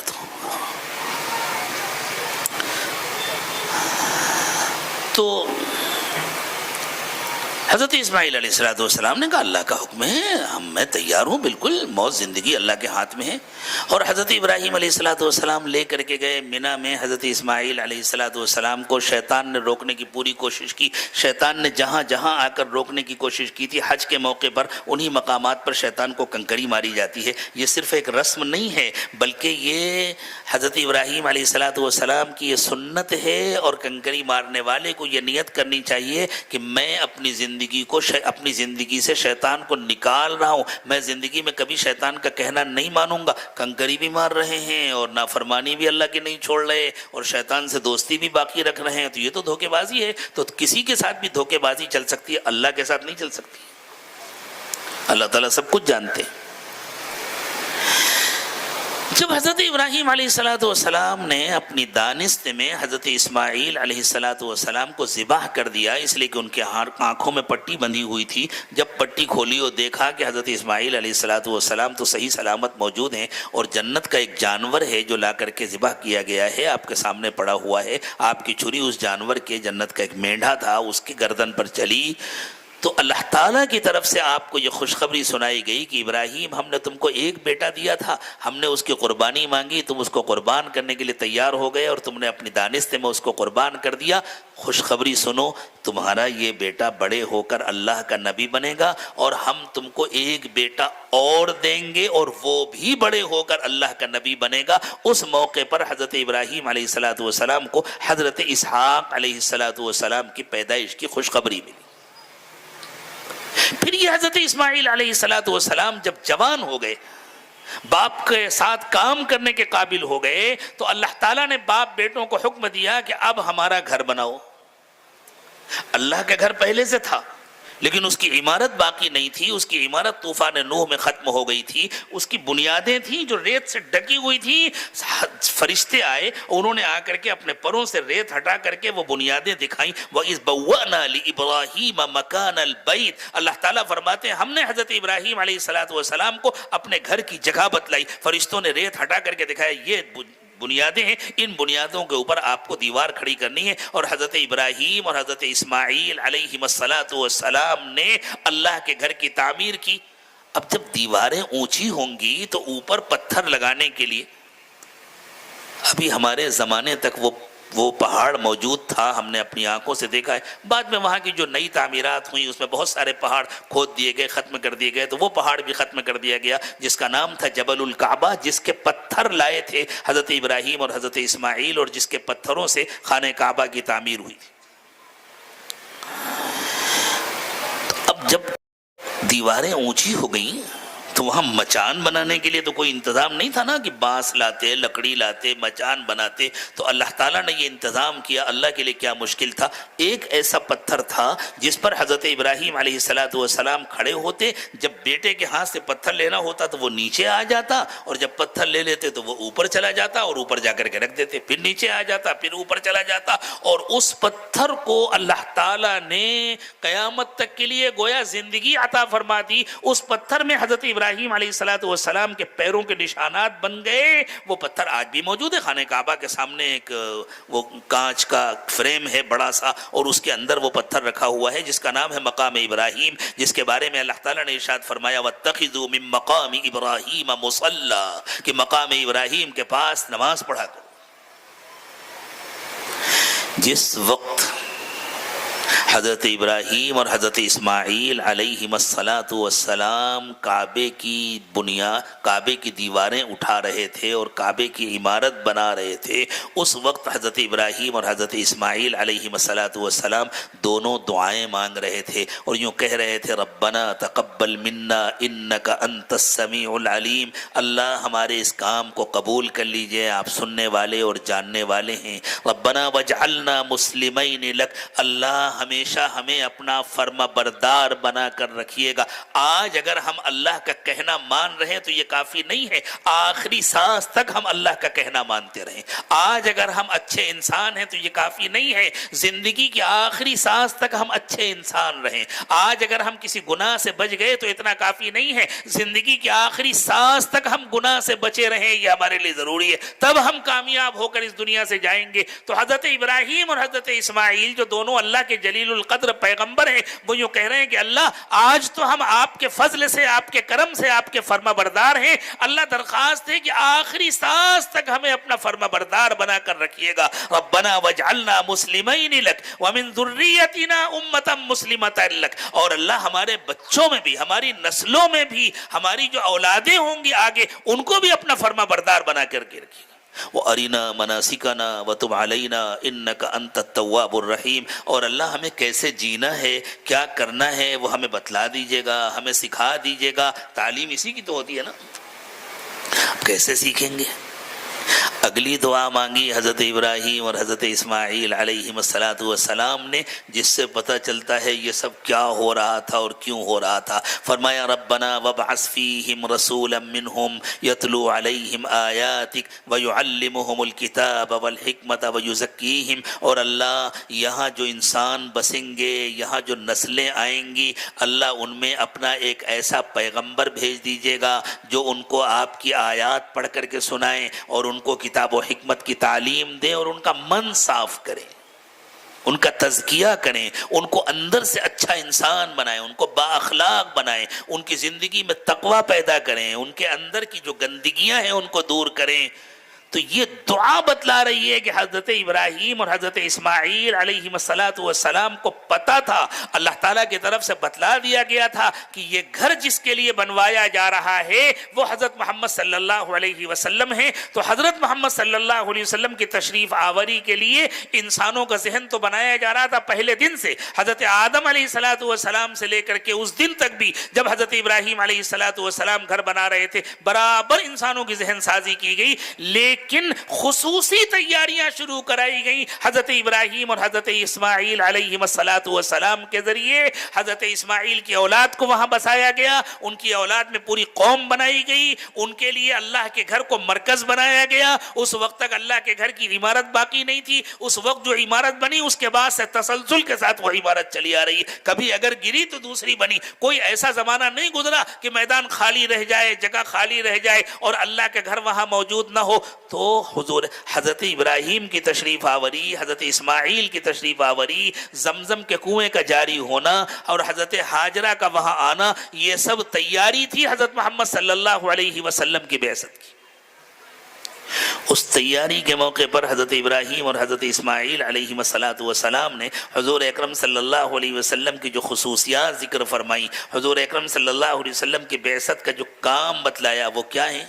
یوں فرمایا یتلو علیہم آیاتہ، وہ آپ کی آیات لوگوں کو سنایا کریں. یعنی جو دور ہیں ان کو محبت کے ساتھ قریب کرنا، اللہ کی بات سنا کر، قبر اور حشر کی بات بتلا کر، زندگی کا مقصد بتلا کر، مرنے کے بعد دوبارہ اٹھنا ہے اس کو بتلا کر کے جو دور ہیں ان کو قریب کرنا، جو بے طلب ہیں ان کے دلوں میں طلب پیدا کرنا، اور جب طلب پیدا ہو جائے تو یہیں پر رک نہیں جانا، اب اس کے بعد دو کام کرنا، ان کو کتاب و حکمت کی تعلیم دینا اور ان کے نفس کو پاک و صاف کرنا۔ کتاب و حکمت کی تعلیم کا مقصد بھی یہ ہے کہ نفس پاکیزہ ہو، اندر سے انسان بنے، اس لیے کہ انسان کے اندر اس کی پوری صلاحیت ہے کہ وہ برا سے برا جانور بن سکتا ہے، وہ بچھو بن سکتا ہے اور بچھوؤں کی طرح ڈنک مارتا پھرے، وہ سانپ بن سکتا ہے اور سانپ کی طرح ہر ایک کو ڈستا پھرے، وہ کتا بن سکتا ہے ہر ایک پر بھوکتا رہے، وہ جنگل کا درندہ بن سکتا ہے کہ جس کو پائے اس کو کھا لے۔ یہ چور اور ڈاکو کیا کرتے ہیں؟ یہی جانوروں والے کام کرتے ہیں نا، جو لوگوں سے لڑتے ہیں جھگڑتے ہیں یہی جانوروں والے کام کرتے ہیں۔ تو اللہ تعالیٰ نے انسان کو ایسا بنایا ہے کہ وہ جانور بھی بن سکتا ہے۔ انبیاء کرام علیہم السلام کو اس لیے بھیجا کہ وہ آ کر کے انسانوں کا جانور پنا ختم کریں اور انسان جو دیکھنے میں انسان ہے اس کو اندر سے بھی انسان بنے۔ جب اس کا جانور پنا ختم ہوتا ہے تب وہ حقیقت میں انسان بنتا ہے۔ انسان کا انسان بن جانا یہی تزکیہ ہے، اسی کے لیے قرآن پاک کی تعلیم ہے، اسی کے لیے احادیث مبارکہ کی تعلیم ہے۔ اگر قرآن پڑھ رہے ہیں، حدیث پڑھ رہے ہیں، دین کی باتیں کر رہے ہیں اور انسان نہیں بن رہے، جھوٹ نہیں چھوڑ رہا، دھوکہ نہیں چھوٹ رہا، بےایمانی نہیں ختم ہو رہی، تو پھر یہ بے مقصد تعلیم ہے، بے فائدہ تعلیم ہے۔ ایسی تعلیم تو دوسری قوموں کے پاس بھی تھی۔ اسی لیے اللہ تعالیٰ نے حضور اکرم صلی اللہ علیہ وسلم کی بعثت کے جب مقاصد کو بیان فرمایا تو ایک جگہ تزکیے کا تذکرہ بعد میں کیا، تعلیم و کتاب و حکمت کے بعد، ایک جگہ تزکیے کا تذکرہ پہلے کیا، بعد میں تعلیم کتاب و حکمت تذکرہ کیا، تاکہ یہ بات سمجھ میں آ جائے کہ تزکیہ ہی مقصود ہے، لیکن تزکیہ کتاب و حکمت کی تعلیم کے بغیر نہیں ہو سکتا۔ تزکیہ ہی اول ہے، تزکیہ ہی آخر ہے، یعنی قرآن پاک کی تعلیم اور احادیث مبارکہ کی تعلیم اس لیے ہے تاکہ انسان بنے، تاکہ انسان کے اندر سے جانور پنا ختم ہو، تاکہ انسان اچھا انسان بنے، شریف انسان بنے، سچا انسان بنے، ہمدرد انسان بنے، وہ پڑوسیوں کے لیے اچھا بنے۔ اللہ اکبر۔ اللہ کے نبی صلی اللہ علیہ وسلم نے ارشاد فرمایا، حضرت جبریل امین نے آ کر مجھے پڑوسیوں کے حقوق کو اتنی مرتبہ بتلایا اور اتنی تاکید فرمائی کہ مجھے یہ لگا کہ شاید کسی مرنے والے کی وراثت میں پڑوسی کا بھی حصہ مقرر ہو جائے۔ نبی اکرم صلی اللہ علیہ وسلم نے بتلایا اچھا انسان کیسے ہوتا ہے، فرمایا تمہارا ایمان اس وقت تک مکمل نہیں ہو سکتا جب تک تمہیں ہر وقت اپنے پڑوسیوں کا خیال نہ رہے۔ اگر تمہارا پڑوسی تم سے پریشان ہوتا ہے، یہ جو اس زمانے میں ہوتا ہے نا، گھر میں رہتے ہیں، کچرے کی تھیلی اٹھایا اور جنگلے سے باہر پھینک دیا، یہ ایمان کے خلاف ہے۔ نکلنے والے کو تکلیف ہو رہی، گھر کا گندا پانی اٹھایا باہر پھینک دیا، راستہ گندا ہو رہا ہے، پریشان، اور ماشاءاللہ ہمارے محلوں میں تو یہ روز ہوتا ہے، اس لیے کہ مسلمانوں کے محلے ہیں، ہم ان میں ایمان والے کتنے ہیں وہ تو اللہ ہی کو معلوم ہے، یہ ایمان نہیں ہے۔ نبی اکرم صلی اللہ علیہ وسلم نے فرمایا جس سے اس کے پڑوسی کو تکلیف پہنچتی ہو وہ ایمان والا نہیں ہے۔ فرمایا جو پیٹ بھر کے کھا کے سو جائے اور اس کے پڑوس میں کوئی بھوکا سو رہا ہو وہ ایمان والا نہیں ہے۔ یہ ہے وہ انسانیت جس کو سکھانے کے لیے آئے رسول اکرم صلی اللہ علیہ وسلم۔ تعلیم کا مقصد یہ تزکیہ ہے، جب تزکیہ ہوتا ہے تو یہ انسانیت آتی ہے۔ ہمارے مدرسوں میں یہی تعلیم دی جاتی ہے، قرآن پاک کی تعلیم دی جاتی ہے، احادیث مبارکہ کی تعلیم دی۔ اسی لیے دور سے لوگ چاہے جتنی باتیں کریں، چاہے جو پروپیگنڈے کریں، ہمارے مدرسوں کے دروازے کھلے ہوئے، جس کا دل چاہے آئے، بیٹھ کر کے سنے اور دیکھے کیا تعلیم دی جاتی ہے، اور یہ دیکھے کہ یہاں جن بچوں کو پڑھایا جاتا ہے وہ کیسے بنتے، ان کا کردار کیسا ہوتا ہے، ان کی زندگی کیسی ہوتی ہے۔ تو میرے دوستو، یہ مدارس ہمارے لیے بہت قیمتی اثاثہ ہیں۔ یہ مدارس انسانوں کو انسان بناتے ہیں، انسانوں کی شکل میں پیدا ہونے والے بچوں کو حقیقت میں انسان بنانے کی کوشش کی جاتی ہے، اور اسی کے لیے تشریف لائے تھے انبیاء کرام علیہم السلام۔ اس پڑھنے پڑھانے کو نبی اکرم صلی اللہ علیہ وسلم نے سب سے زیادہ عزت عطا فرمائی ہے، یہ کہہ کر انما بعثت معلما، میں تو خود استاذ بن کر کے آیا ہوں۔ اللہ تعالیٰ ہمیں ان کی قدر کرنے کی توفیق عطا فرمائے۔ لیکن خوب یاد رکھیں، اتنا کافی نہیں ہے کہ آپ کے بچے نے مدرسے میں جا کر کے قرآن پڑھ لیا، یہ سب آخرت کی تیاری ہے. اور آخرت کب سے شروع ہوگی؟ قیامت کے بعد سے نا. نبی اکرم صلی اللہ علیہ وسلم نے ارشاد فرمایا من مات فقد قامت قیامتہ، جو مر گیا اس کی قیامت آ گئی. فطری اعتبار سے بچوں کو پہلے مرنا ہے یا ہم بوڑھوں کو پہلے مرنا ہے؟ کس کی موت کب آئے گی وہ تو اللہ کو معلوم ہے، لیکن جو اللہ تعالیٰ کا فطری قانون ہے اس کے مطابق جو بوڑھے ہیں ان کو پہلے مرنا ہے نا، جو بچے ہیں ان کو بعد میں مرنا ہے. یہ کیا بات ہوئی؟ بچے کی آخرت بنانے کی تو بڑی فکر ہے کہ ہم اس کو مدرسے میں بھیج رہے ہیں اور اپنی آخرت کی کوئی فکر نہیں ہے. اس کا مطلب یہ ہے کہ ایک صرف رسم ہے، ایک صرف رواج ہے، آخرت کی بالکل فکر نہیں ہے. اور سب کچھ آخرت کی فکر کے لیے ہے میرے دوست. آخرت کی فکر ہوگی تو کام بنے گا. اس لیے بڑوں کے لیے بھی ضروری ہے کہ وہ بھی قرآن کی تعلیم حاصل کریں اور صرف الفاظ نہ پڑھیں، کردار بنائیں. اس کے ذریعے کسی نہ کسی اللہ والے سے اپنا تعلق قائم کریں، اپنے آپ کو اس کے سپرد کریں اور اپنی اصلاح کی فکر کریں اور اپنی زندگی کو گناہوں کی گندگی سے پاک و صاف کریں. اللہ اس کی توفیق مجھے بھی دے، آپ کو بھی دے. وآخر دعوانا ان الحمد للہ رب العالمین. یہ ہمارے شکیل بھائی جو ایسے موقع پر دینی کتابیں لے کر کے پہنچتے ہیں، یہ 2 کتابیں لائے ہیں. انہوں نے میرے ہاتھ میں دیا تھا کہ میں آپ کو اطلاع کر دوں.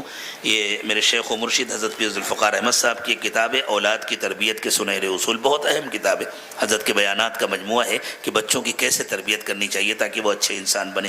دوسری کتاب ہے مقام درود شریف. اس میں بھی اس کو پسند کیا ہے حضرت مولانا عبدالحفیظ مکی صاحب رحمۃ اللہ علیہ نے.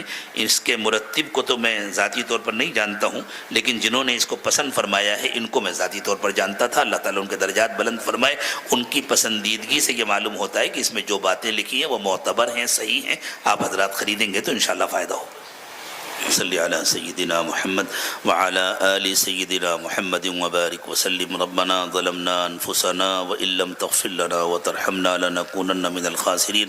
پروردگار عالم، ہم آپ کے عاجز اور کمزور بندے ہیں، ہمارے حال پر رحم فرمائیے. اللہ ہمارے گناہوں کو معاف فرما دیجئے، خطاؤں سے درگزر فرمائیے، عیوب کی پردہ پوشی فرمائیے. اللہ ہماری نگاہوں کو پاک کر دیجئے، دلوں کو صاف کر دیجئے، سینوں کو اپنی محبت سے لبریز فرمائیے. اللہ ہماری ہڈی ہڈی بوٹی بوٹی میں اپنی محبت پیدا فرمائیے.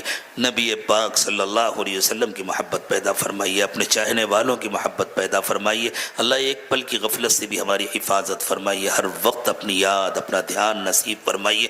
اللہ بچی ہوئی زندگی کو پچھلی زندگی کا کفارہ بنا دیجئے، آنے والے وقت کو پچھلے وقت سے بہتر بنا دیجئے. اللہ دنیا آج بہت ظلم سے بھر گئی ہے، اللہ اب دنیا سے ظلم کا خاتمہ فرما دیجئے. اللہ دنیا میں انصاف کو عام کر دیجئے. اللہ کمزوروں کی مدد فرمائیے، مظلوموں کی مدد فرمائیے. اللہ کمزوروں کی مدد فرمائیے، مظلوموں کی مدد فرمائیے. اللہ ظالموں کے ہاتھوں سے ظلم کی طاقت چھین لیجئے. اللہ ظالموں کے ہاتھوں سے ظلم کی طاقت چھین لیجئے. اللہ اپنے کمزور اور مجبور بندوں کی پوری دنیا میں مدد فرمائیے. اللہ سب کو اپنا راستہ دکھا دیجئے. اللہ سب کو جہنم سے بچا دیجئے، دنیا کی تکلیفوں سے بھی بچا دیجئے، آخرت کی تکلیفوں سے بھی بچا دیجئے. اللہ ہمارے تینوں حرموں کی حفاظت فرمائیے، تمام مدارس کی، تمام مساجد کی، تمام خانقاہوں کی اور دعوت و تبلیغ کے تمام مراکز کی حفاظت فرمائیے. اللہ دین کی بھی حفاظت فرمائیے، دینداروں کی بھی حفاظت فرمائیے. اللہ ہمیں انسانوں کا ہمدرد بنا دیجئے، انسانوں کا خیر خواہ بنا دیجئے. اللہ پوری دنیا میں عموماً اور ہمارے ملک میں بسنے والے انسانوں کے لیے خصوصاً خیر کے فیصلے فرما دیجئے. اللہ جو بھوکے ہیں ان کے کھانے کا انتظام فرمائیے، جو ننگے ہیں ان کے کپڑوں کا انتظام فرمائیے، جو بیمار ہیں اللہ ان کے لیے دواؤں کا انتظام فرمائیے. اللہ ہمیں انسانوں کی خدمت کی توفیق عطا فرمائیے. اللہ جو دنیا کی تکلیف میں مبتلا ہیں ان کو دنیا کی تکلیف سے بچا دیجئے.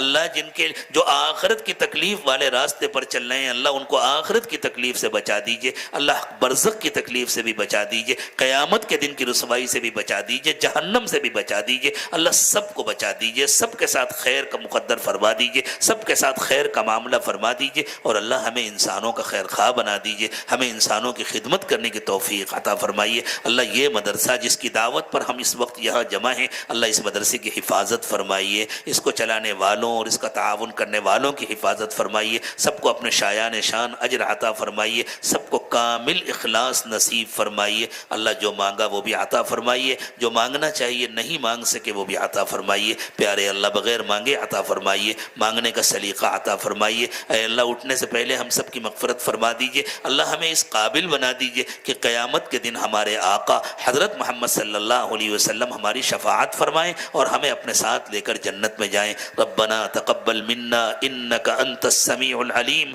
وتب علينا انك انت التواب الرحيم. سبحان ربك رب العزة عما يصفون وسلام على المرسلين والحمد لله رب العالمين.